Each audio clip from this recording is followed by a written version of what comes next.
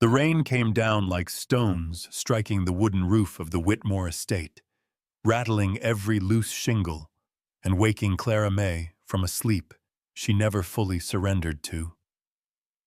Her heart pounded as thunder grumbled across the sky, like an angry beast pacing outside her window. She sat upright, shoulders tight, breath shallow. Nights like these reminded her of the one thing she hated most, that feeling of being stuck somewhere the world kept turning without her.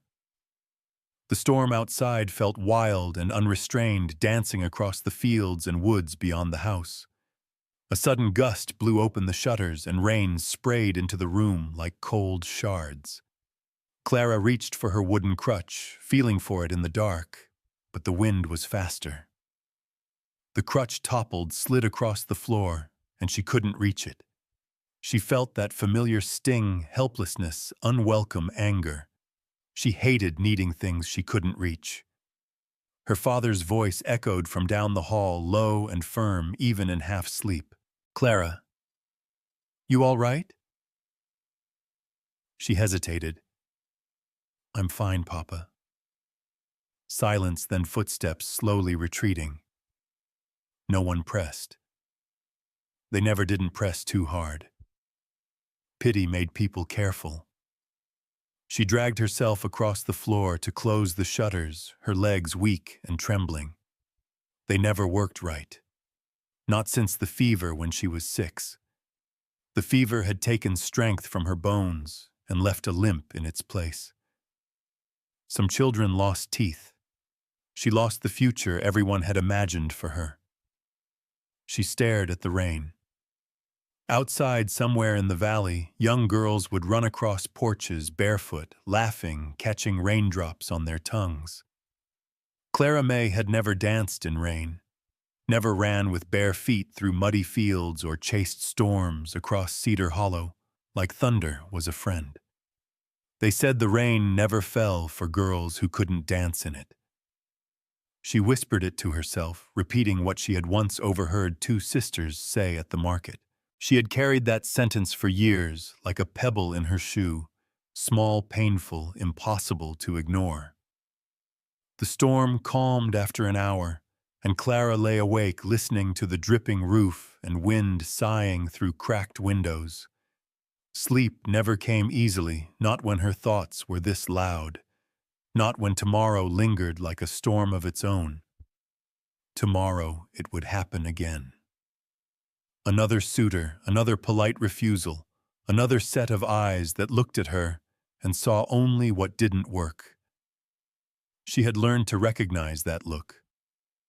Morning came in soft light and cold air.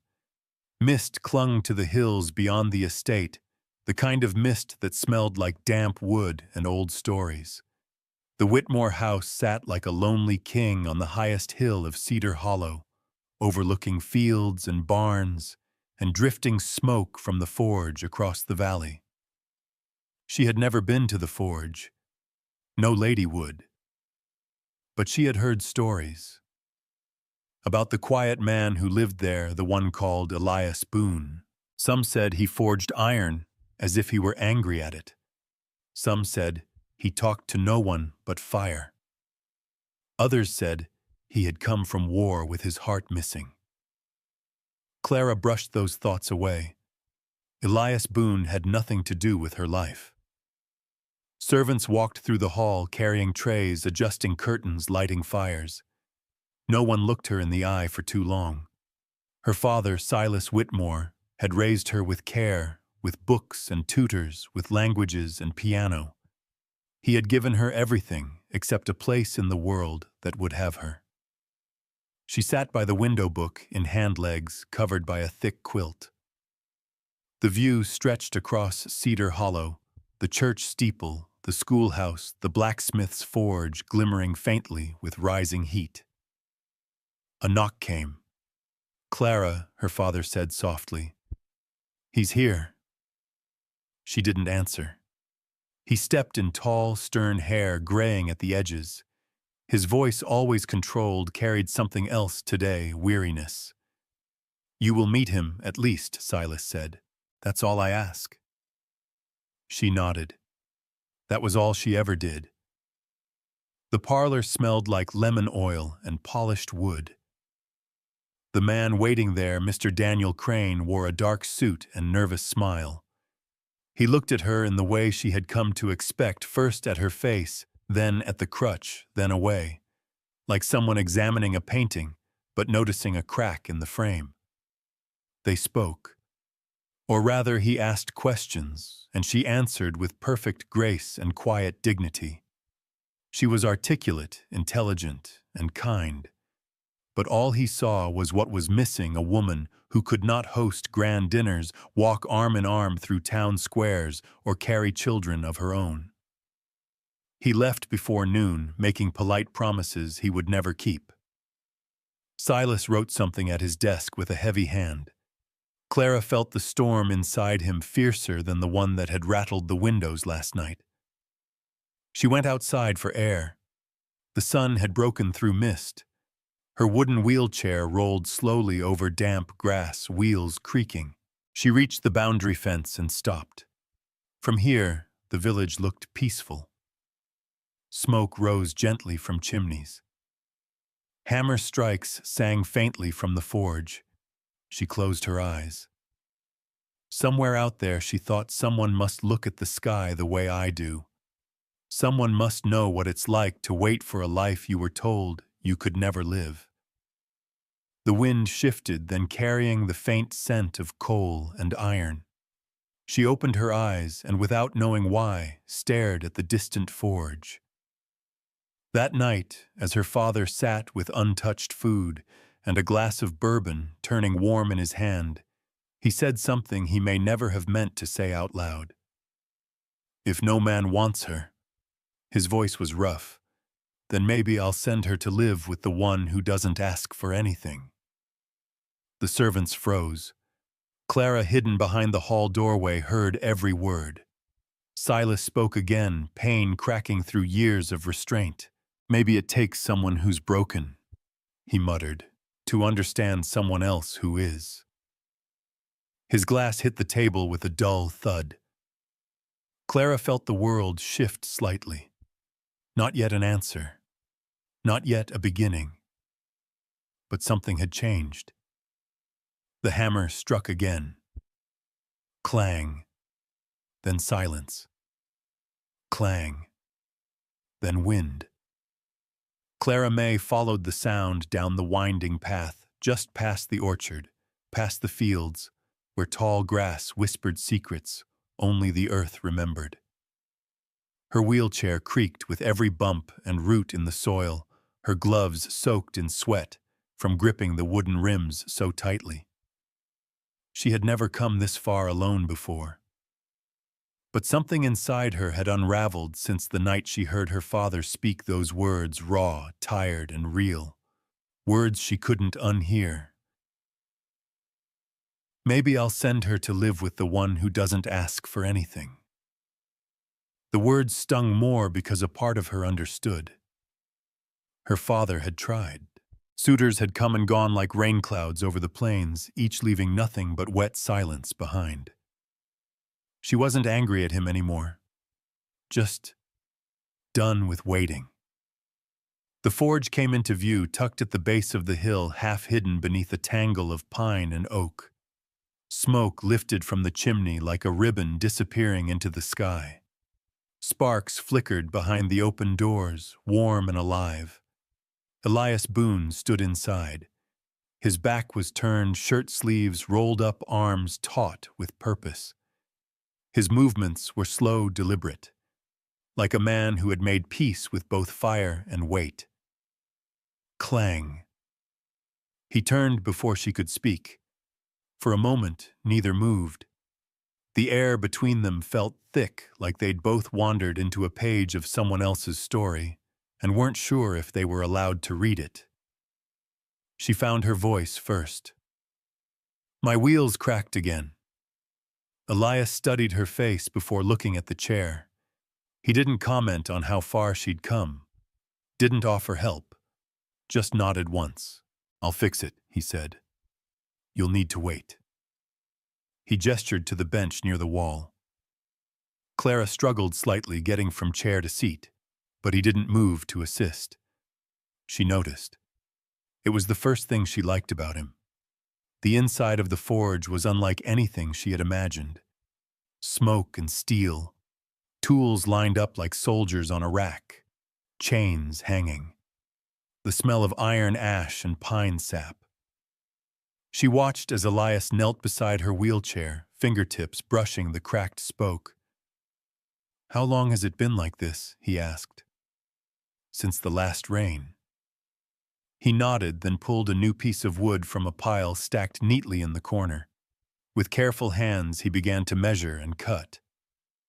"I thought blacksmiths only worked with iron," Clara said, breaking the silence. Elias didn't glance up. "Wood bends before it breaks. Iron doesn't." "Are you always that poetic, or is it just for the crippled girl in your shop that made him stop?" He looked at her then. Not with pity, not with discomfort. Just looked. Eyes a deep earth brown that made her feel like she was being seen by someone who had no interest in pretending. "I don't fix broken things," he said. "I help them remember they were whole." That silenced her. Not because she was offended, but because something in her shifted. The forge grew quiet again. Only the occasional hiss of steam and soft scrape of blade against wood filled the space. "I know who you are," Clara said, softer now. "Elias Boone. You were in the army." He didn't respond. "They say you came back alone, that you used to have a wife, a son." Still silence. "They say you don't talk about it." At last he looked up. "Then maybe you should stop repeating it." She opened her mouth, but no words came. She felt something sharp, shame maybe. She had come here expecting indifference, but instead she'd poked at wounds she couldn't even see. "I'm sorry," she said, and meant it. He stood brushing off his hands. "Your wheel's fixed. Should hold for a while." Clara looked at it. The spoke was new smooth, better than the original. Her fingers ran along the grain, tracing the careful work. "You didn't have to do it so well." "I don't do halfway." He went back to the anvil, picked up a glowing iron bar. The hammer returned. Clang. She wheeled herself to the doorway and paused. "You don't ask people questions," she said. "I don't need to." "Then why didn't you ask me why I was really here?" He paused. "Because I already know." She frowned. "Oh, really?" "You came to see what a man looks like after the world forgets him," Elias said. "To find out if you're the only one." Clara swallowed. He was right.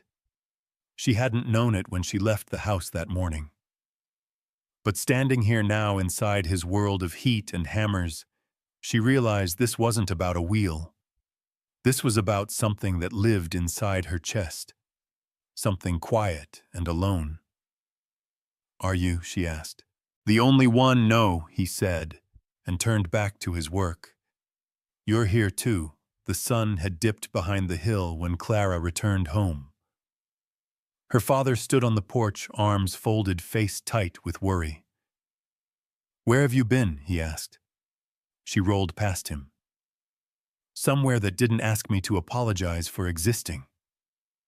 Inside, the fire was low. Dinner was cold. She didn't eat. Instead, she sat by the window again, looking down the hill toward the faint glow of the forge. She hadn't said goodbye. She didn't think it mattered. The next morning, the wheel held strong.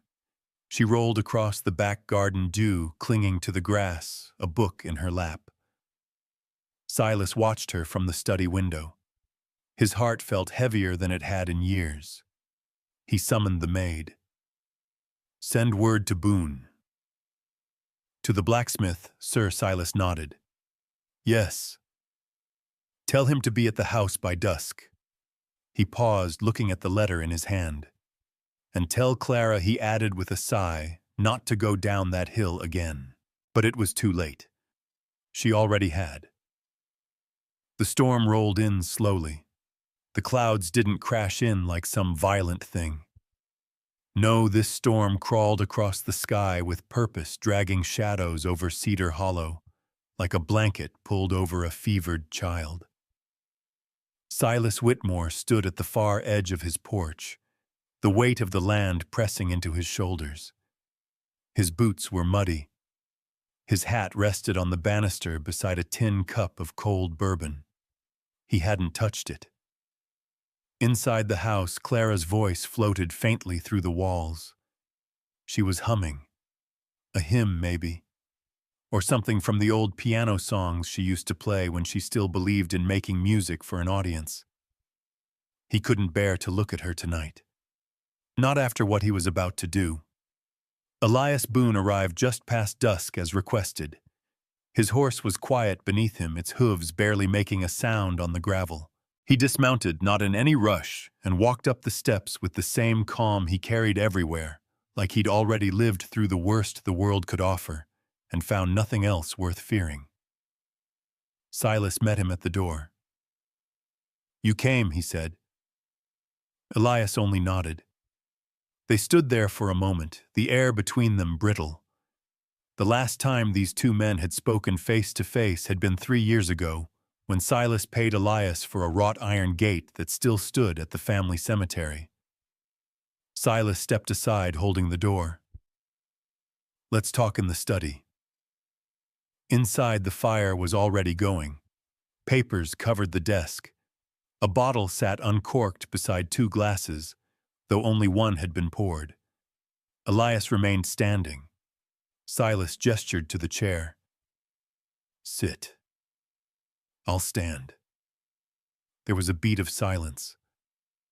Silas sighed. "I'm not here to waste your time. I've made a decision and I need you to understand it before word gets around." He walked to the desk, picked up a folded piece of parchment, and placed it on the table. "I want you to take care of my daughter." Elias didn't blink. "I don't mean as a job," Silas went on. "This isn't about money. It's about company. Loneliness. Dignity, maybe." He walked to the fireplace, turning his back to Elias. "She's been turned down by every family I thought decent. 8 of them. Some smiled. Some didn't even pretend. All of them saw her legs before they saw her name." He turned around. "You, on the other hand, you never asked for anything. Never took charity. Never caused trouble." Elias still said nothing. Silas poured the second glass of bourbon. "You know the land. You know the people. You can protect her if I'm gone." At that, Elias's jaw flexed. Protect her from what? Silas hesitated. From being alone. He walked across the room, holding out the glass. Elias didn't take it. "Look," Silas said, voice lowering. "This ain't about marriage or contracts or names in ledgers. I know what people will say. I know this isn't how things are done." He paused, then finished quietly. "If no man wants her, then let the broken watch over the broken." That line hung in the air like the smell of rain before it hits. Elias met his gaze. "I'm not a keeper," he said. "I'm not asking you to be." Silas stepped back. "I'm asking you to be near, that's all." Outside, thunder grumbled low in the sky. Elias finally broke his silence. "What does she want?" Silas blinked. "She's not a child, Mr. Whitmore. If you're asking me to move her into my home, I need to know she's not being dragged into it." There was a long pause. Then, swung from the hallway, a voice spoke. "I'm right here." Clara had wheeled herself to the study doorway. Her hair was damp from the mist. She looked between the two men, eyes sharper than either expected. I heard every word she said. She moved into the room, stopping just shy of the hearth. You want to give me away like cattle, fine, but say it to my face. Silas opened his mouth, closed it again. Clara looked at Elias. I don't need a savior. I know, Elias said quietly. I don't need a husband. I wouldn't be one. And I'm not a burden. Never said you were. They looked at each other for a long moment. Silas cleared his throat. You'd live in the forge. He's got space. You'd have food. Safety. Some company. It's better than rotting in this house with a father who's halfway to the grave. Clara turned toward him, fury flickering in her eyes. And what about what I want? Silas looked down. You haven't said. I want to stop being a problem for you, she said, voice steady. I want to stop watching you pretend I'm not the reason you drink. I want a life that isn't just waiting for someone to look past what's wrong with me. Her hands trembled on the arms of her chair. And maybe, she said, turning back to Elias, maybe I want to see what it's like to live near someone who doesn't flinch when he looks at me. Elias's mouth tightened just a little. Then he nodded. Then come. The arrangement was made before dawn. By the time the sun rose, Clara's few belongings had been packed in crates and placed on the back of a cart. Her books, a sewing kit, her journals, a small painting of her mother. Silas didn't say goodbye. He stood at the porch with a hand on the rail and watched the cart pull away, Clara beside it, her expression unreadable. At the base of the hill, Elias waited with a rope-haltered mule. The forge wasn't far, but it was a world apart. The inside of Elias's home was warm, simple, and spotless. The floor had been swept. A cot rested in the corner along with a table, shelves, and firewood stacked neatly. There was no second bed. I'll sleep on the floor, Elias said simply, until we figure something else out. Clara nodded once. She wheeled herself inside, took stock of the place, and found herself breathing easier. No lace curtains. No pitying maids. No father walking on eggshells. Just firewood and space. She unpacked her books first, then her ink, then the picture. I'll need a writing table, she said, eventually looking at Elias. I'll build one. Low enough for the chair. Of course. They didn't speak again until supper. Elias cooked over the fire. Simple food. Salt pork and cornbread greens. She took a bite and looked surprised. You can cook, he shrugged. Hunger teaches quick. Outside, rain started to fall. Not heavy, just steady. The kind that makes a person think too long about everything they've lost. Clara looked out the window. I'm not sure what this is, she said softly. Elias didn't ask for clarification. I don't know how long I'll stay. He nodded. I don't know what people will say. He shrugged. They already talk. She smiled for the first time that day. I suppose they do. That night Clara didn't sleep. The roof was different. The air smelled like iron and smoke, but something inside her felt still like a river that had finally stopped raging. She didn't know what she had agreed to, didn't know what she was walking toward, but at least she had walked. On wheels, yes, but still her own damn feet. The next morning she woke to hammering. Not from the forge, from the back room. She wheeled toward the sound and found Elias measuring a frame of wood. He glanced at her once. You said you needed a table. She blinked. I didn't think you'd start today. He didn't look up. "You're here today." Down at the forge, Elias Boone wiped sweat from his brow. A new blade lay cooling in the trough.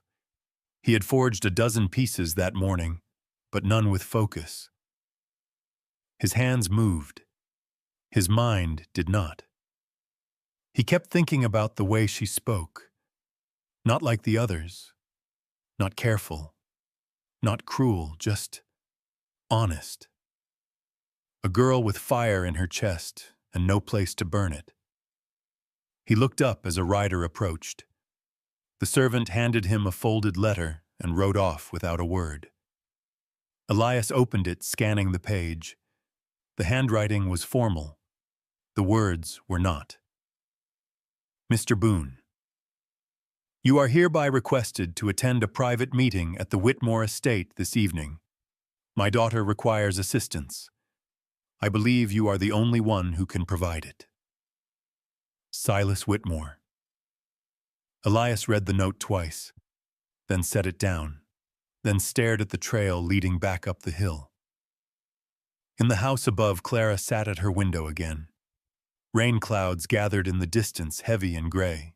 She whispered the line under her breath, almost like a curse, almost like a prayer. They said the rain never fell for girls who couldn't dance in it. Then she turned. For the first time in years, she felt something warm press against the ache inside her, anticipation and fire. The first night had been quiet. The second night was not. Clara woke to the sharp crack of thunder just after midnight. Her heart leaping before her eyes had even adjusted to the dark. The storm had rolled in like a thief, no warning, no polite knock. Rain slammed against the windows and wind howled through the gaps in the old wood.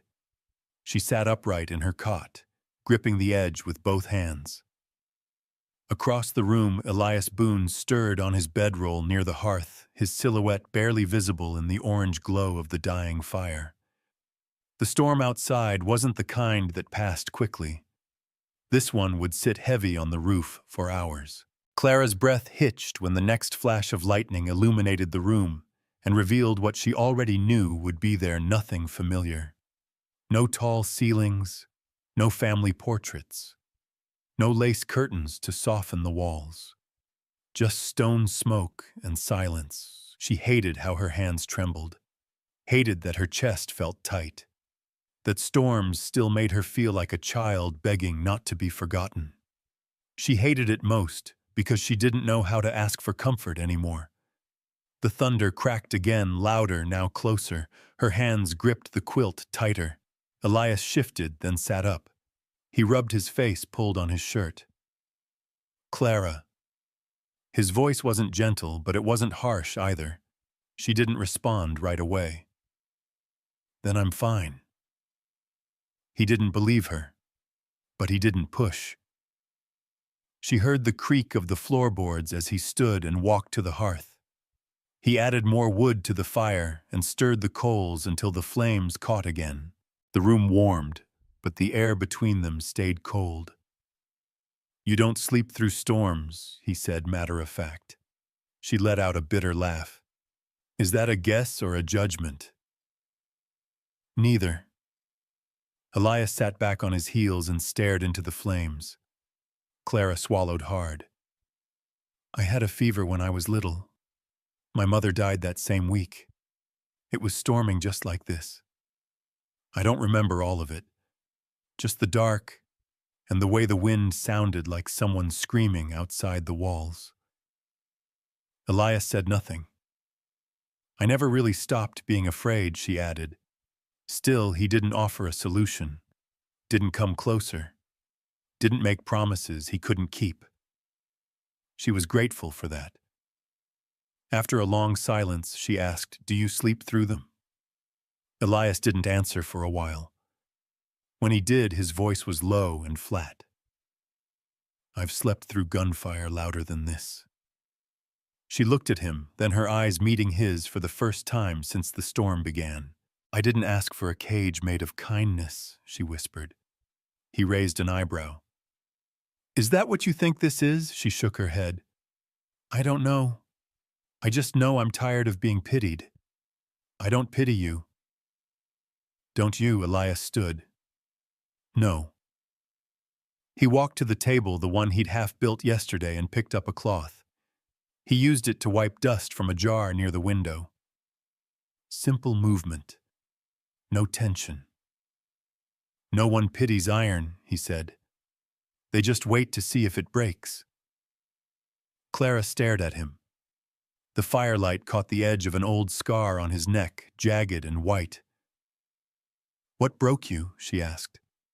Elias looked out the window. That's not the question that matters.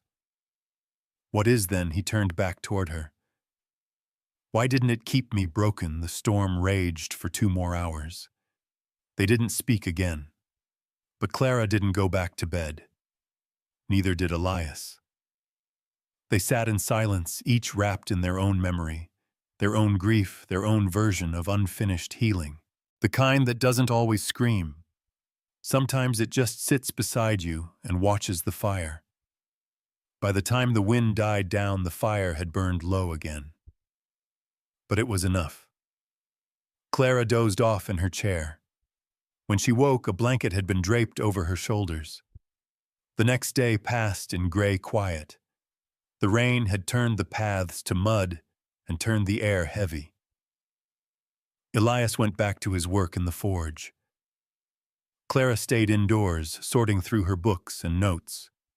He brought her lunch, a bowl of warm broth and flatbread. She didn't thank him. He didn't expect her to. That evening she wheeled herself to the open doorway and watched him hammer a twisted rod into shape. Sparks danced upward like fireflies with nowhere to go.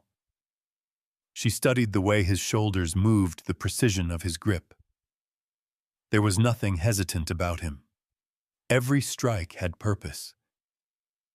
You never miss, she said. Elias didn't look up. Mistakes cost more than time. She was quiet for a moment. Were you always like this? Like what, Sharp? Quiet. Heavy. That made him pause. Not offended, just surprised. No, he said. War does that. Loss, too. Clara tilted her head. You've got a ghost. He finally looked at her. Only one that made her laugh. The sound startled both of them. Later that night, Elias sat at the table sanding a new joint for her chair. Clara rolled up beside him and placed her sketchbook on the wood. I drew this earlier, she said. He glanced at the page. It was a rough sketch of the forge, but full of detail, the shape of the coals, the outline of the tools, even the curve of the roof beam. In one corner, a faint figure stood, hammer in hand. That me? He asked. Clara smirked. Don't flatter yourself. Your background material. He handed her a small sanding stone. You want to help with this? She hesitated, then took it. The stone was rough in her hand. Not delicate. Not something meant for soft skin. But she liked how it felt. Together, they smoothed the new piece into something usable. When it was done, Elias fitted it onto the side of her chair. She rolled forward, tested it. Better, she said. He nodded. She turned to face him. Why are you really letting me stay? I didn't say no. That's not an answer. Elias set the stone down. Because you're not trying to be anything else. Not pretending. Not apologizing. I've done enough of both to last a lifetime. I know. Silence fell again. Then Elias said, You'll need a better coat if you plan to be out here through another storm. Clara smiled. You offering to make one out of iron? No. But I'll hammer the buttons. Outside, the rain had stopped completely. The moon hung low, wrapped in thin cloud. Clara wheeled herself to the doorway and breathed in the scent of earth and ash and something else, peace. not the kind that shouts, the kind that creeps in and sits quietly beside you. She turned back toward the forge and the man working inside it. "Thank you," she said softly. Elias didn't turn around, but his voice carried. "You're here today. That's enough." The forge smelled like smoke and rain-drenched pine even though the sky had cleared by morning. Clara May sat by the open window watching steam rise from the wet earth as the sun finally began to assert itself again. The world outside looked scrubbed, raw, muddy, soft, and quiet. It reminded her of something she'd read in a book once after war. The land heals slow, but it heals. She turned the page of her journal and stared at the blank paper. For all her words, she didn't know how to start. Not today. Behind her, hammers rang out from the forge. Steady, measured, certain. She wheeled herself toward the sound. Elias Boone was working on something she hadn't seen him make before. Not a tool, not a weapon. Something smaller, more deliberate. She watched him bend over the glowing coals, bare hands guiding iron like a man sculpting his own memory. He noticed her after the third strike. "You're up early," he said.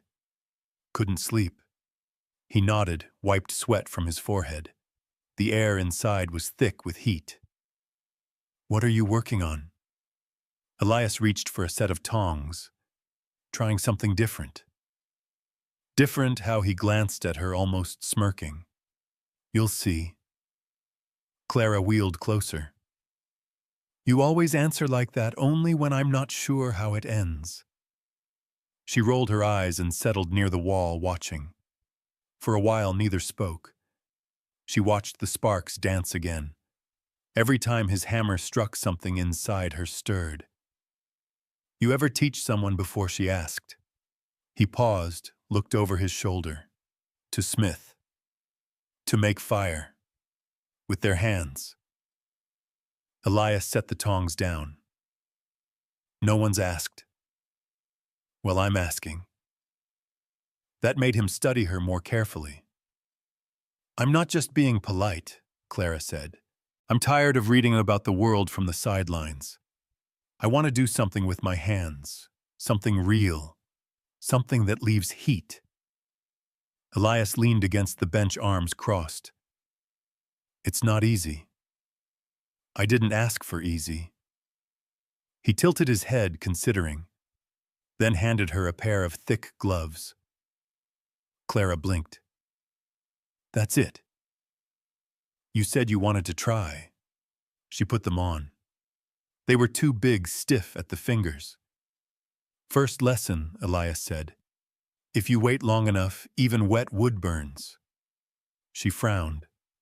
"What does that mean?" "Means we all carry water. Doesn't mean the fire won't take." He showed her how to hold the tongs, how to test the color of the coals, how to press, not pound. Her hands shook, her shoulders tensed, but she didn't stop. Hours passed like smoke. By midday, her palms ached and sweat pooled beneath her collar. She had barely shaped a single curve in the scrap iron he gave her. But she had done it. The forge didn't laugh. The fire didn't mock her, and Elias. He watched without judgment. Only correction. Only the kind that made her better. They sat outside on the porch during lunch, plates of beans and salted pork on their laps. Clara held up the lump of iron she had made a crooked hook that looked more like a question mark. "It's ugly," she said. "It's yours," Elias replied. She smirked. Not very encouraging. He looked at her directly. "You're learning something most folks never do. You're making something that didn't exist before you touched it." Clara stared at the piece again. "I didn't know fire could be shaped like that." He said nothing, but his smile, though faint, carried more weight than most people's laughter. The silence that followed wasn't heavy. It was earned. That evening, Clara asked about the new piece he'd been working on that morning. He finally showed her. It was a pendant, small, delicate, forged from twisted iron and shaped like a flame. For someone, she asked. Elias shrugged. Maybe. Your wife, she asked before she could stop herself. His hands went still. No, he said. Not anymore. Clara waited. He didn't continue. So she didn't push. Instead, she pulled her journal onto her lap and read a few lines aloud. Something she'd written days ago and never meant to share. You can't fix the rain, but maybe you can hold someone through the storm. Elias looked at her, then back at the fire. That yours? Every word. He nodded. You write like someone who's been waiting to be seen. She blinked at that, because it was true, and she wasn't used to anyone saying it out loud. The next morning, Clara returned to the forge before breakfast. Elias was already there, heating metal, moving like someone who never needed permission to work. She rolled beside him this time, already wearing the gloves. You ready for day 2? He asked. She nodded. I want to make something this time. What do you have in mind? Clara paused. Then, a frame for a book. Something to hold it open when my hands get tired. Elias didn't laugh. Didn't ask if she was sure. He showed her how to measure, to bend the corners to cool the piece without warping it. Hours passed again. By the end of the day, the frame wasn't pretty, but it worked. She set her book into it and smiled as the pages held still. Elias looked at her work and grunted approval. You're a little less awful today, he said. I'll take that as high praise. You should. Clara studied his face, then rough around the edges, always somewhere between tired and focused. You do this every day, she asked. Even when no one's watching. He nodded. Fire doesn't care about applause. She looked at her hands, red, sore, stronger than before. Then at the flame still glowing in the coals. It makes sense now, she whispered. What does she looked up at him? If you wait long enough, even wet wood burns. Later that night, she dreamt of the forge, not as it was, but as a place full of hands, small, old, young, each shaping something, each creating, each leaving smoke trails that rose toward the stars. She woke before dawn breath caught in her chest. A whisper stirred inside her. She didn't want to leave this place. Not yet. Maybe not ever. But down in the village, someone else was not sleeping. Ellie Grace sat at the edge of her window, watching smoke curl from the far hill. She had seen Clara near the forge, had heard the rumors, and now her heart twisted with something more than jealousy. Something darker. The air in Cedar Hollow shifted. Not with wind, not with rain, but with talk. It started in whispers, low murmurs in the general store, behind hymn books, in the back pews of church, between ladies folding linens or pouring sugar into coffee. What began as curiosity had sharpened into something else. Clara May Whitmore was living with Elias Boone. Alone.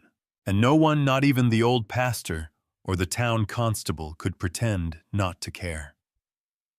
Ellie Grace knew before most.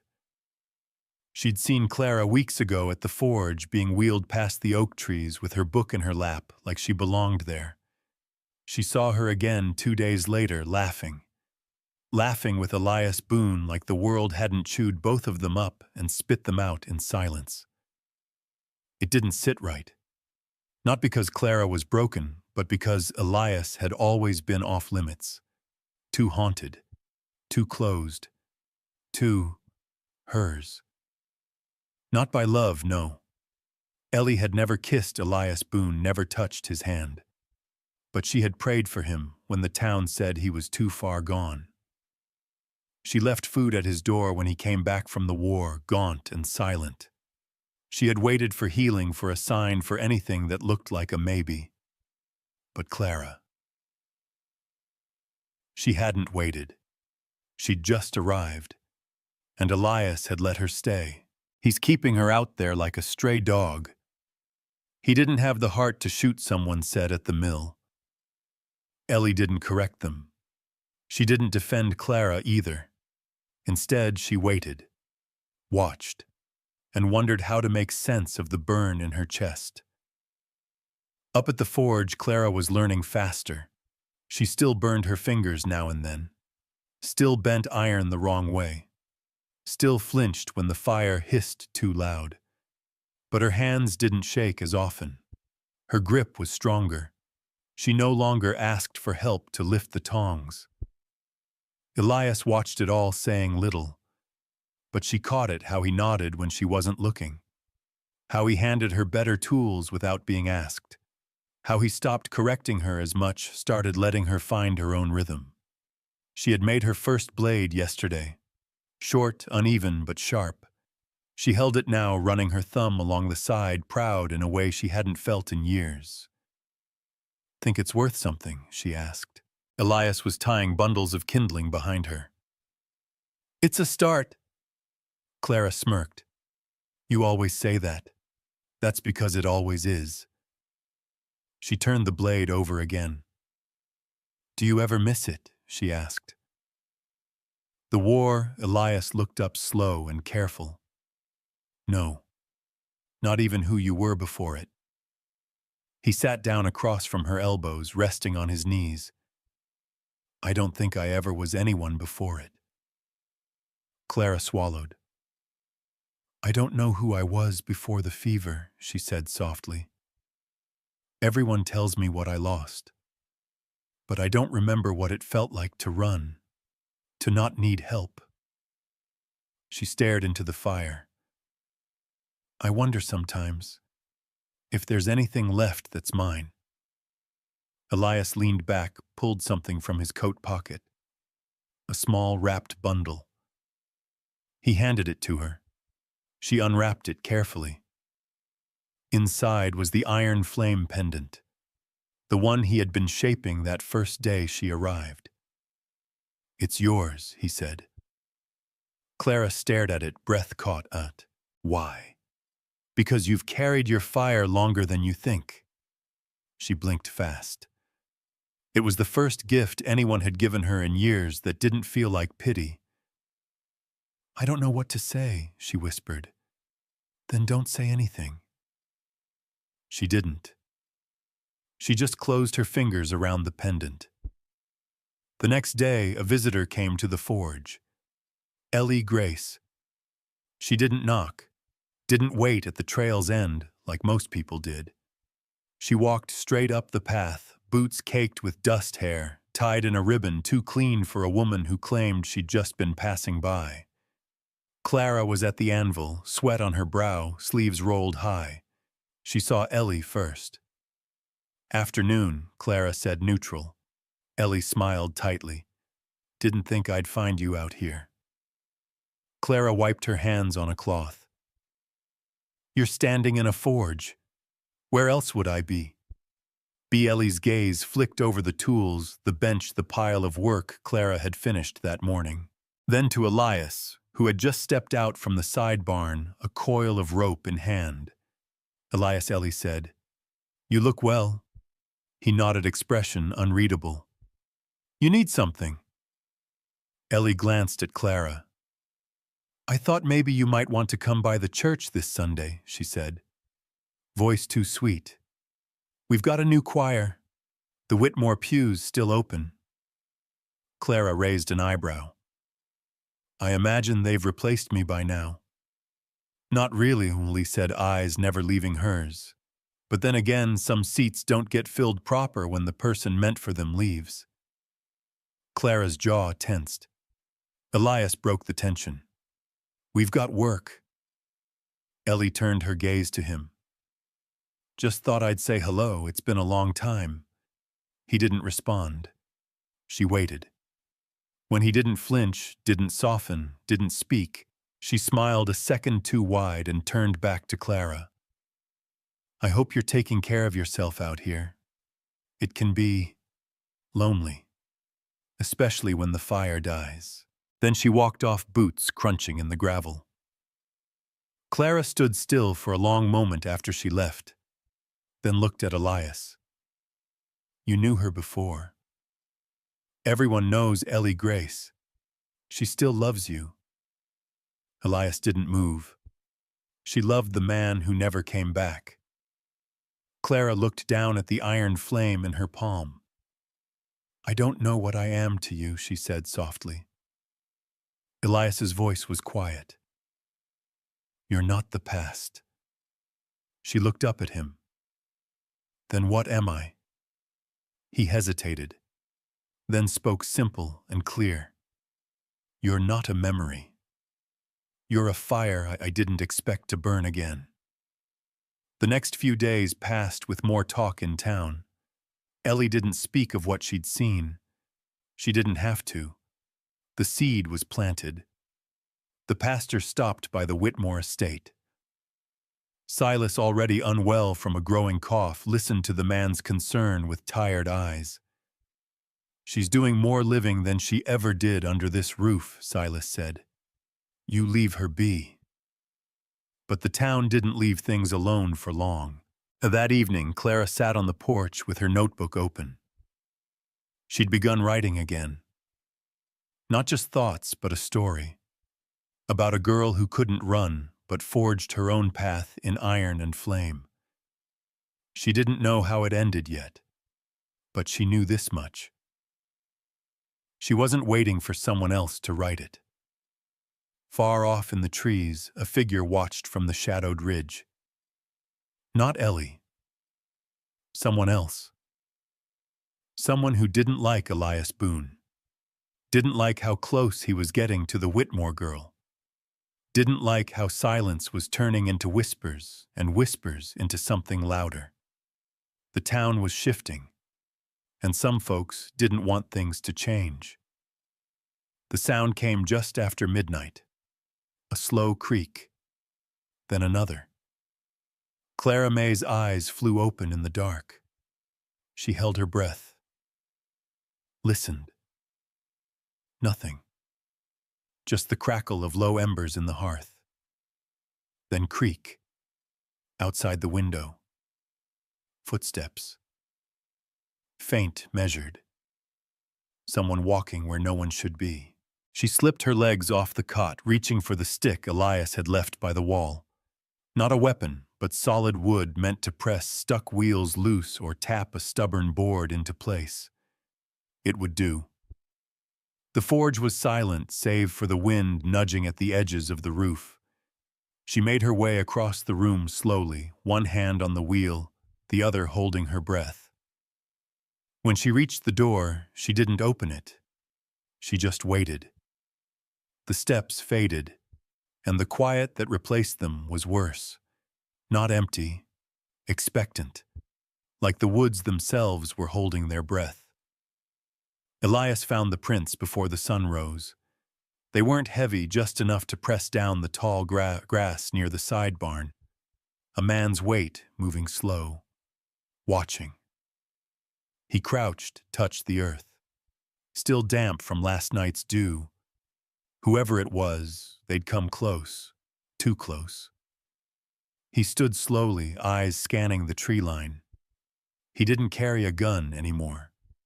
That was a choice he'd made when he came back from the war. But he still had instincts, and they crawled at the base of his spine now.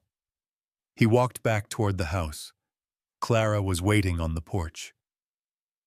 You saw them too, she said. Elias nodded. They wanted us to know.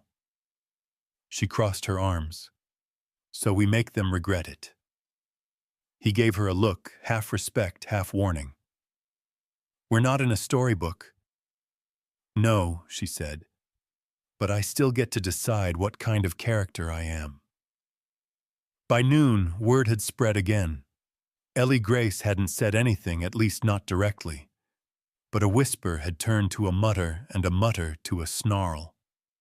Some men at the tavern had started talking louder than they needed to, about a crippled girl and a broken man, about sin, about shame, about how fire wasn't the only thing that should be quenched. Back at the forge, Elias was reinforcing the door. "Won't stop a bullet," Clara said. "It'll slow down a coward." She was at the bench working on a hook latch she'd designed herself. Her third attempt.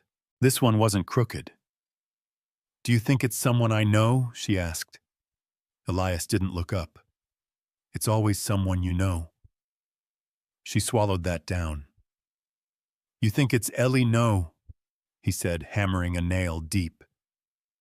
"Ellie doesn't hide. She was in love with you. She was in love with an idea." "And me?" Clara asked, setting down her file. "What do you think I am?" Elias paused, then turned to her. "You're not an idea, Clara. You're the one thing in this place that feels real." She looked at him, jaw tight, heart louder than it should be. "Then let them come. I'd rather be hated for standing than pitied for sitting." The forge went quiet again. She had said it without flinching, without apology. Elias stepped back and nodded. "Then we stand." That night they left the fire burning. Not for heat, for light, for warning. Elias slept near the door rifle, now dusted off, resting by his side. The promise he made to himself to never carry again was cracking. Some vows were made in peace. This wasn't peace anymore. Clara didn't sleep. She wrote. She wrote until the ink ran dry and her hand cramped, and still, she wrote because words were the only thing she could aim. In her journal, she started a letter. Not to Elias, not to Silas, but to the men outside, to the voices behind the trees. "You think I'm small because I don't walk the way you do. But I have learned to forge something stronger than legs. I have lived without your permission. I have bled for my own breath. You think you can break me. I was broken before you ever thought to try. And I lived anyway." She folded the page, set it by the window, just in case. They didn't come the next night, but the night after they did. Elias heard it first, the soft scrape of footsteps, then the glint of firelight across the distant ridge. Torches. 3, maybe 4. He didn't wake Clara. She was already awake. "I can hear them," she said. He moved to the door. "They're testing us." "I know. You're sure you want to stay?" She wheeled closer, handed him the pendant. "Hold this." He looked at her. Oh. She smirked. "It's iron. Might remind you who you are." He closed his fist around it, then opened the door. No one came close that night. Just the torches. Just the whispers. A message. A warning. But not yet a war. The next morning, Clara went into town, alone. Silas had sent word asking to see her. His health was worse. His voice hoarse, but his mind sharp. "You look stronger," he rasped, sitting upright in the parlor. "I am," she said. He nodded toward the window. "You bring the storm with you." They brought it first. He coughed deep and raw. "Elias is a good man, but he's still a man. I'm not asking him to be anything else." "You think I gave you to him out of pity," Silas said, not asking. Clara didn't answer. He looked at her, then eyes tired but honest. "I gave you to someone who wasn't afraid to lose you." That hit her in a place she hadn't named yet. She leaned forward. "I'm not afraid to be lost anymore." When she left, she didn't go back to the forge right away. She stopped at the church. The doors were open. Inside, Ellie Grace stood by the altar arranging flowers. alone. Clara wheeled in slowly. They didn't speak at first. Then Ellie said, without looking up, "I didn't send them. I didn't say you did. I wanted to." Clara nodded. "I wanted to hate you," Ellie said. "But then I saw you in that forge, saw your hands, saw the way he looked at you." Clara waited. Ellie turned. "I prayed for him. You just showed up and lit the match." Clara rolled forward until they stood almost face to face. "I didn't light the fire," she said. "I just refused to put it out." Then she left. Back at the forge, Elias was fitting new bolts to the windows. She rolled beside him. "I saw her." He didn't need to ask who. "She's not our enemy, no." "No," he said, "but someone still is." Clara nodded. "Then we better keep building." The forge had never been busier. Clara woke to the sound of hammer against steel, but it wasn't just Elias this time. The rhythm was off, hesitant. Two sets of hands, two different paces. She rolled to the doorway and found Jonah standing beside Elias, at the anvil sleeves, rolled eyes fixed on a blade glowing orange. Jonah, the old trapper from the ridge. Half-deaf hands, stiff with age but sharper than anyone gave him credit for. He'd come by yesterday evening with no words, just a sack of kindling and a nod.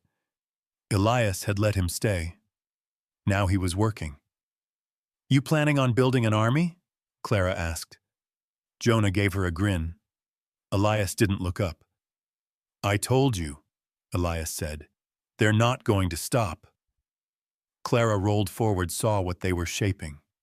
Stakes. Not for fencing, not for farming, but for holding ground. "Do you know who it is?" she asked. Jonah answered, voice low and gravel thick. "Not yet, but I know cowards. They come in daylight next. Pretend it's about order. Pretend it's about safety." Elias nodded. "Or scripture." Clara felt something twist in her chest, a weight settling where fear used to live. Not panic, readiness. She turned her wheels toward the barn. "Where are you going?" Elias called. She looked back over her shoulder. To build something they can't tear down. By late afternoon, the forge was too hot for comfort. Jonah had stripped to his undershirt. Elias was soaked with sweat. Clara had turned the barn into a planning room, maps, sketches, lists pinned to beams. Every tool had a place. Every bolt counted.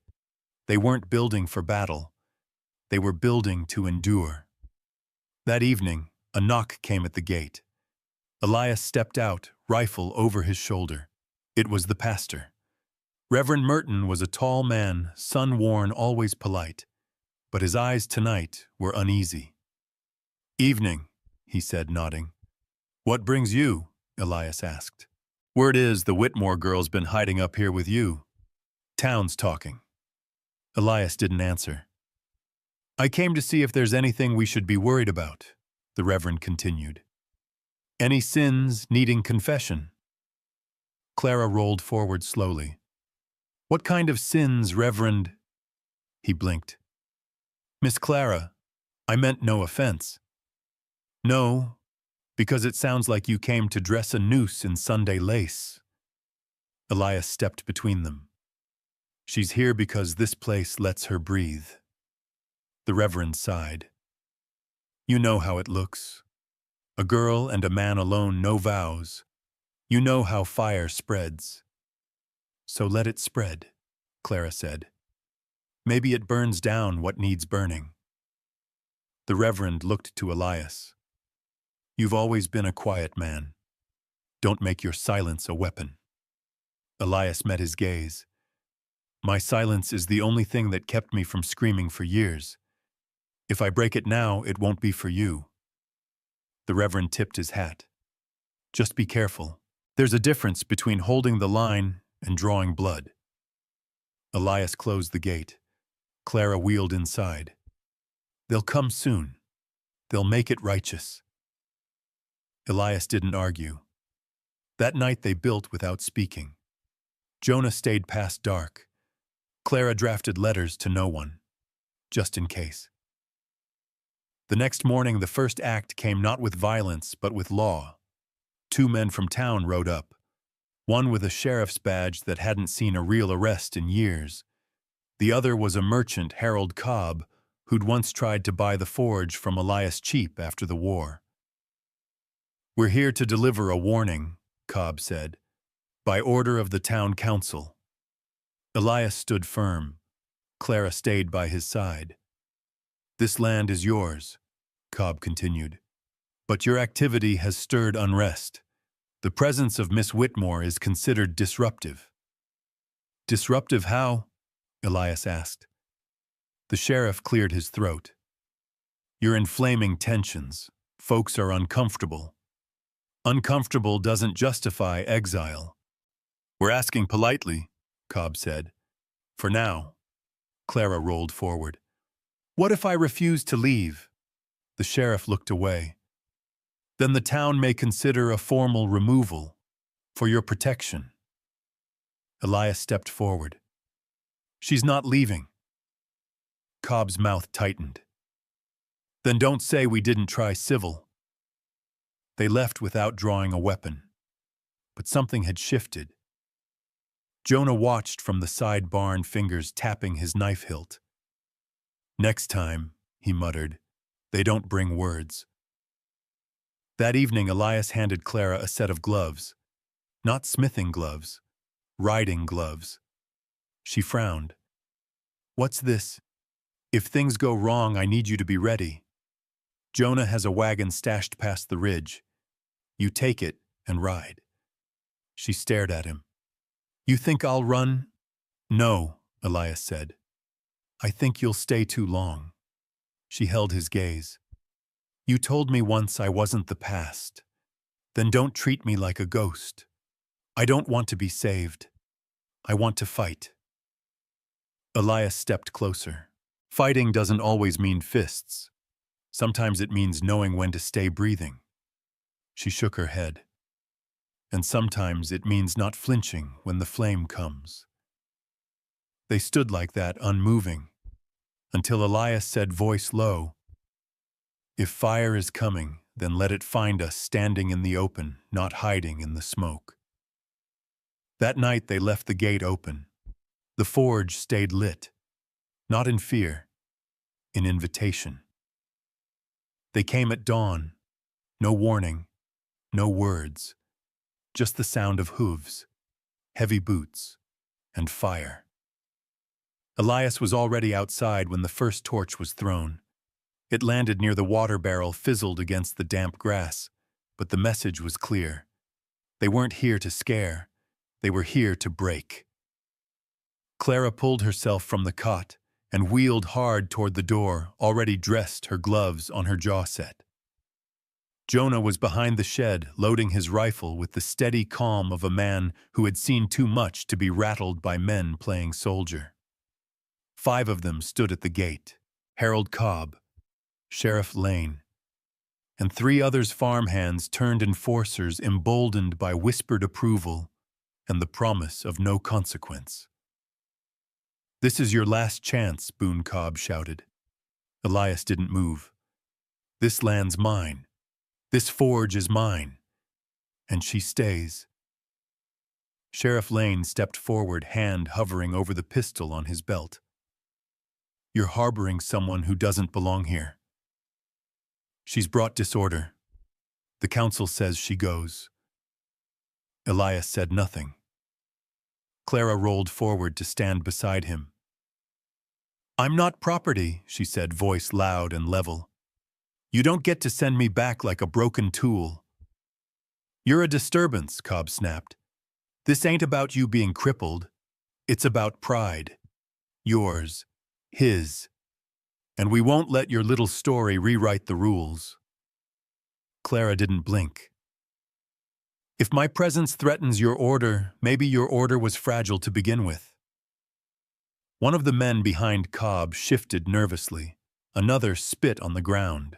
Jonah stepped up beside them, rifle resting in the crook of his elbow. "Some men don't come to talk," he said, voice like gravel and storm. "They come to take, and if we don't draw the line, we're already lost." The forge behind them flickered with heat. Cobb saw the fire. The three of them, Clara, Elias, and Jonah, standing in front of it, like it was holy ground. "I won't ask again," Cobb growled. "You didn't ask the first time," Elias replied. "You threatened." The sheriff finally drew his gun. And that's when Jonah raised his.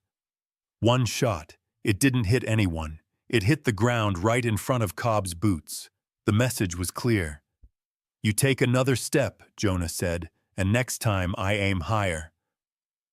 For a moment, no one breathed. The fire cracked behind them. The birds in the trees held still. Even the wind seemed to wait. Then Sheriff Lane lowered his pistol. "This isn't over," he muttered. They turned, all five, and rode back toward town. But they didn't run. That was worse. Inside the forge, no one spoke for a long while. Elias set down his tools with care. Jonah sat at the bench wiping the sweat from his forehead. Clara watched the gate until the dust settled. Then finally she turned. "They'll regroup, yep," Jonah said. "They'll be smarter next time," Elias added. Clara looked down at her lap. Her hands still trembled slightly, but her voice didn't. "So will we." By midday, Clara had finished modifying the wagon. Not to run, but to hide supplies, bandages, water letters, maps, anything they might need if this dragged on. Elias worked in silence, sharpening every blade they'd finished that month. Jonah carved new grips into the hammer handles. They weren't preparing for war. They were preparing for siege. That evening, Ellie Grace showed up. Not with tears, not with apologies, just with bread and oil and a look in her eyes that said she'd heard everything. "They're furious," she said, standing at the edge of the porch, "but they're not sure what comes next. Cobb wanted you to fight. They expected blood." "We gave them dignity," Clara said. Ellie nodded. "Which makes them angrier." She looked at Elias. "I came to warn you, but also to ask." Her voice dropped. "Do you still believe in people?" Elias looked to Clara, then back to Ellie. "I believe in choices." Ellie stepped back. "Then choose wisely, because tomorrow they meet at the church. They want to vote on forcing you out for good." Clara clenched her jaw. "Let them vote." Ellie hesitated, then said softly, "You'll need someone inside." And she left. That night, Clara didn't sleep. Neither did Elias. They sat in the forge, not speaking, listening to the creak of old wood and the hum of fire. "This isn't just about me anymore," Clara said finally. "No," Elias agreed. "It's about what kind of place this is." Elias nodded. "And what kind of people we are." She stared at the iron pendant Elias had given her weeks ago. Then she set it on the table. "If I fall, I want them to remember what I stood for." "You're not falling," Elias said. "Not while I breathe." Outside, the wind picked up. A storm was coming, but not the kind with rain. In the distance behind the trees, 6 men met in a barn lit by oil lamp. Harold Cobb stood at the front. "She'll make fools of us if we wait," he snapped. "Every day more people whisper, more folks ask questions. She ain't just a cripple anymore. She's a symbol." The sheriff folded his arms. "So what, we go back out with guns?" "No," Cobb growled. "We don't go out. We bring them in." A man leaned forward. "What do you mean?" Cobb's voice dropped low. "We torch the forge. Tonight, while they sleep. But they weren't sleeping. At that very moment, Clara was writing a final letter to anyone who might survive what came next. The night was quiet, too quiet. Clara sat at the window, her hands wrapped around a tin mug, the contents cold hours ago. Outside, the forge cast long shadows across the yard, the coals still alive, burning slow and steady. Elias was asleep in the chair by the door, rifle across his lap, head tilted to one side but not fully at rest. Jonah hadn't come back from his trap line. He was late, and that wasn't like him. She watched the tree line. Something felt wrong. She couldn't hear the usual owl calls, couldn't hear the wind, just the deep hush of something holding its breath. Then it came, a flicker, just past the barn. Low, controlled. Then another, and another. A circle of flames lit in silence, slow and deliberate, far enough from the house to not burn yet, but close enough to threaten. Clara set down her cup and rolled across the floor, nudging Elias with her hand. He woke instantly, eyes snapping open. "They're here," she whispered. He didn't ask how she knew.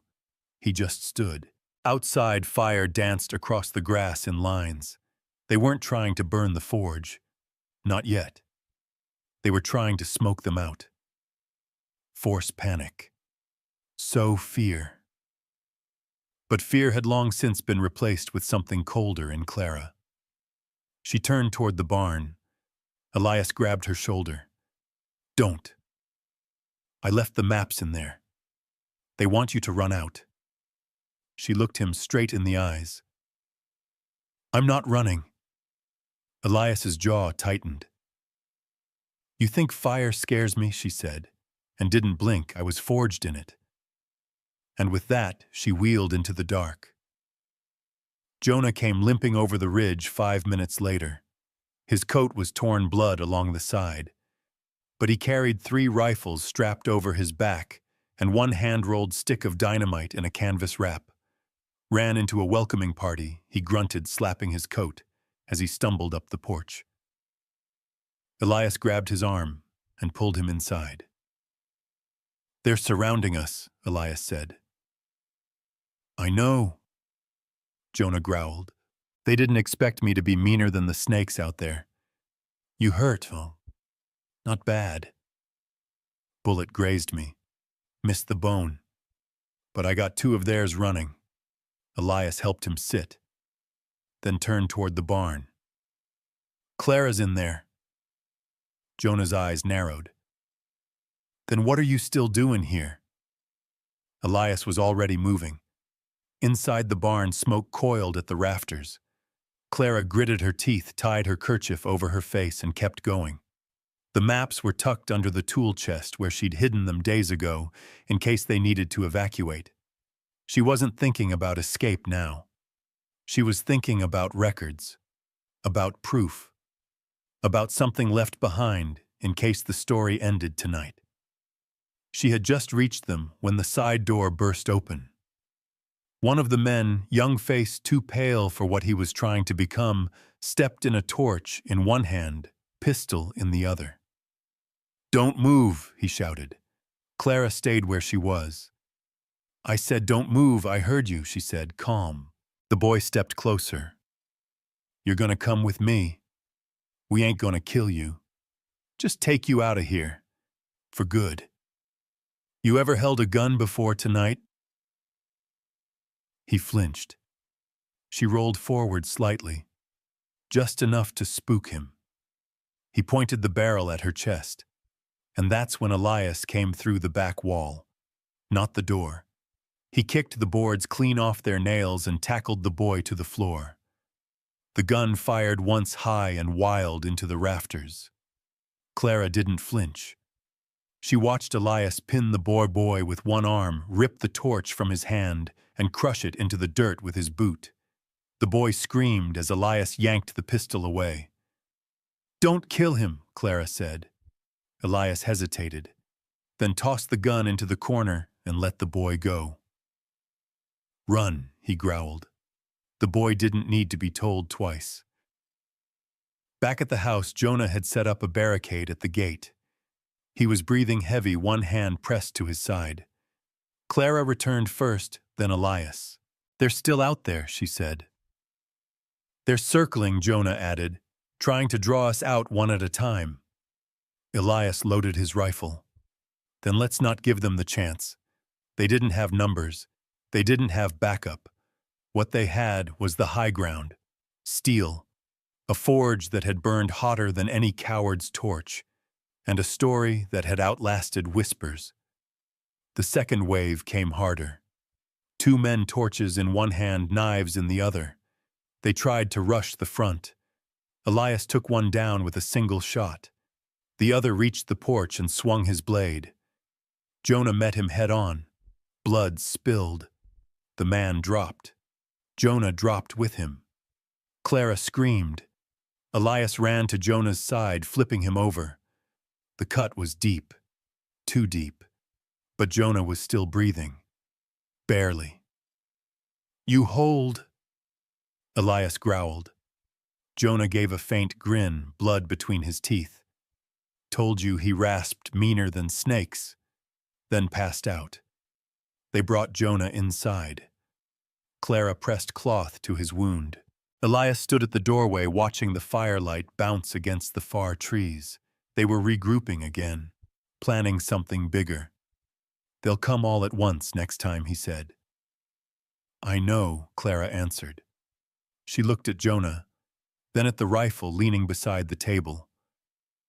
"This doesn't end tonight," she whispered. "No," Elias said, "but tonight decides how it ends." The sun was beginning to rise. Smoke hung low over the fields. 2 bodies lay cooling in the grass. Inside, Clara dipped a pen into ink. She began another letter. Not for escape, not for surrender, but for history. If they took everything else, the words would remain. The sun rose heavy with smoke and silence. Clara sat on the porch with a cloth soaked in whiskey, blotting blood from Jonah's brow. His breathing was shallow but steady. The cut across his ribs had been deep, and they'd done what they could. Now it was up to his stubbornness, and whatever grace still watched over men like him. Inside the house, Elias paced. Not with panic, with purpose. He'd been up all night after the second wave, reinforcing the gate, rechecking ammunition, boiling water. Clara had offered help, but he'd just looked at her jaw-clenched eyes hard, with a kind of resolve she'd only seen once before, the night he pulled her from the mud behind that church after they'd left her there to Dalmufshum. Now the town was doing it again. But this time she wasn't alone. She rolled up beside him as he checked the final door bolt. "They'll be at the church by now," she said. "Ellie Grace is there," Elias replied. "If they call for a vote, she'll let us know how it falls." Clara looked at the clock. Almost 9. "What if they don't vote?" Elias paused. "Then we make them." In the center of town, the church bell tolled, not for service, for assembly. By the time the pews filled, the smoke from the forge had already faded from the sky, but the scent lingered on the townsfolk's coats. Men with dust on their collars. Women with suspicion on their faces. Reverend Merton stood at the front, hands clasped in prayer, though his words were thin and quick, like he didn't want to be the one holding the match. "We're here to discuss unrest," he said quietly, "and the place of order in our town." Harold Cobb stood before the pulpit, before the Reverend even finished.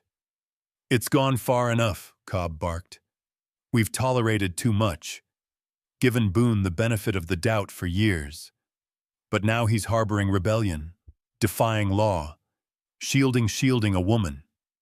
Ellie Grace cut in from the side pew. "A woman who hasn't broken a single law." Cobb turned. She doesn't belong. She belongs more than some of us, Ellie fired back. Reverend Merton raised his hand. We will vote. That is what we agreed. The room muttered a low tide of dissent and discomfort. Then the doors opened, and Elias walked in. Behind him, Clara rolled through the doorway, her wheels scuffed, her gloves soot-stained. The room froze. Elias didn't wait to be addressed. He stood in the center aisle, back straight, eyes clear. If you're going to judge us, do it while we're here. Clara let her eyes scan the room. Some people looked away. Others stared back with hatred so pure it felt like heat. You know what they did, she said. You know about the torches, the threats, the blood. Cobb stepped forward. You fired the first shot. No. Elias growled. You lit the first flame. You came to our door. You put hands on a man who hadn't touched you, threatened a woman you've never tried to understand. This isn't about her, Cobb shouted. Yes, it is, Ellie Grace snapped. And it always was. The Reverend looked between them all. Then let us vote. The vote wasn't cast in secret. It never was in this town. They used their hands, raised openly. 15 voted to exile Clara. 9 abstained. 7, including Ellie, raised their hands in defiance. Clara didn't flinch. Neither did Elias. You can vote all you want, Clara said. But I won't be erased. Not this time. You won't have a choice, Cobb snarled. That's when the door opened again. Jonah. Leaning hard against the frame, pale but alive, his side wrapped in bloody linen. He raised one hand and said loud enough for everyone to hear. You think justice is a vote? They turned. Justice ain't what's handed down, he growled, eyes sweeping the crowd. It's what you stand for when nobody's watching. A hush fell. Even Cobb didn't speak. Jonah limped forward. This girl stayed when she could have run, fought when she had no reason to believe anyone would fight for her. And if you think running her out will buy you peace, you've already lost it. Reverend Merton looked older in that moment. Tired, ashamed. We made a mistake, he whispered. Ellie nodded. Then fix it. That night, the vote was overturned. Quietly. Not with cheers, but with silence. The kind that meant something had shifted. That the town would never be the same. Clara sat by Jonah as he slept. Elias stood at the edge of the porch, watching the shadows grow long. They'll come back someday, Clara said. Maybe Elias answered, but maybe they won't. Do you regret it? No. She looked down at her hands. Neither do I. Then she added, I didn't think I'd ever say that. Elias didn't answer, but the look in his eyes said everything. Out in the dark, far past the edge of town, a lone rider galloped across the ridge. News would spread of what had happened, of what hadn't, of who stood their ground, and who didn't. The forge was quiet, not silent, just steady, like a heartbeat that had learned peace again. The morning light poured in through the slats of the barn, casting golden ribbons across the anvil. The floor, the half-finished horseshoe resting beside the coals. The smell of ash and steel lingered, but now it blended with the scent of bred wildflowers and a spring wind coming down from the ridge. Clara rolled into the forge before the others were awake. Her gloves were tucked in her lap sleeves rolled high. She paused for a moment at the threshold, letting the warmth of the coals touch her skin.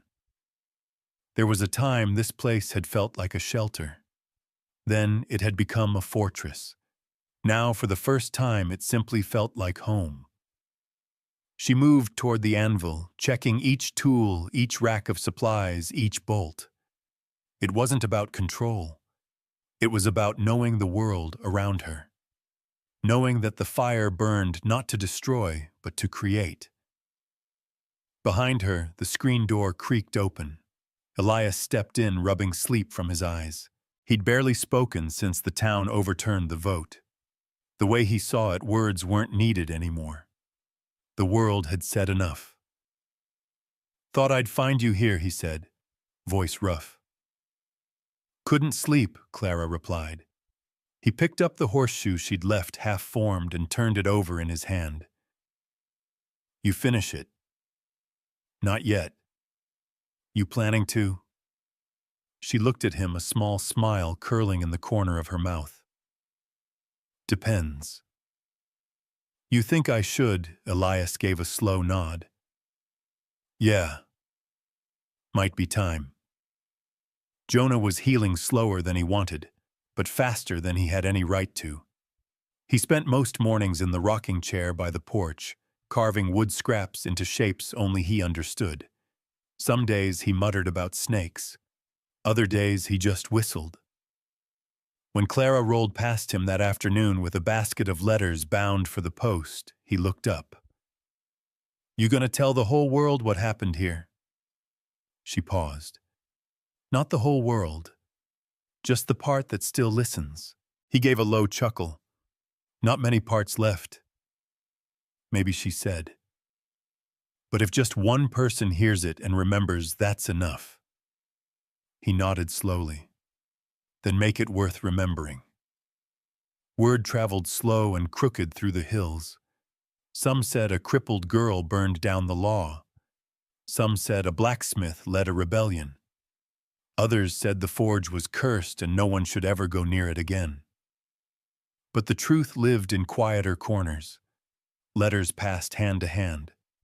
A widow in Larkspur read one to her children. A rancher in Drybone Ridge folded another and tucked it into his Bible. The truth wasn't fire or blood. It was choice. Clara wrote the last of her letters beneath the old elm tree by the creek. Elias had strung a rope swing there weeks ago. She'd never tried it, but she liked the way it moved in the wind, like something could still fly even if it didn't have wings. Her final words were simple. "This isn't a story about what they did to me. It's a story about what I did next." Months passed. Seasons changed. The forge opened again, not as a place of war, but of work. Elias took in apprentices. Jonah taught them more than they asked to learn. And Clara started making her own tools, not just Elias's designs, handles carved to fit her grip, blades shaped for balance, not just beauty. Children from town came to watch. They no longer whispered when they saw her. They asked questions. She answered every one. "Why don't your legs move because I lived? Why do you still live here because I chose to? Are you scared they'll come back?" She always paused there, then answered with a soft smile, "No, not scared, ready." On the anniversary of the fire, the town held a gathering. It wasn't an apology, but it was something. Reverend Merton stood before the congregation and read from the book of Amos, "Let justice roll down like waters, and righteousness like a mighty stream." Then he closed the Bible and didn't say another word. In the crowd, Ellie Grace found Clara's hand. "Do you believe it?" she whispered. Clara looked at the people around them. Some who'd voted to exile her. Some who hadn't voted at all. Some who had stood beside her. "I believe it matters that they came," Clara said. "That's enough for now." Later that night, Elias sat beside the fire with Clara, a mug of cider in one hand, his hat in the other. "You ever wonder what would have happened if you'd left all the time?" "Regret staying?" She shook her head. "No, because staying wasn't about them, it was about me." Elias nodded. "I still hear the fire sometimes. At night." "So do I." He looked into the flames. You think it ever goes quiet? No, she said, but I think it gets softer when you stop running from it. The next morning, Clara returned to the forge. She picked up the half-formed horseshoe and set it on the anvil. She turned the fire up and began to hammer, not with anger, not with fear, but with purpose. Every strike was a story, every glow a memory, and every breath she took in that space, every inch of it was earned. Because in the end, the fire hadn't taken her. It had revealed her. The girl they tried to burn had become the flame,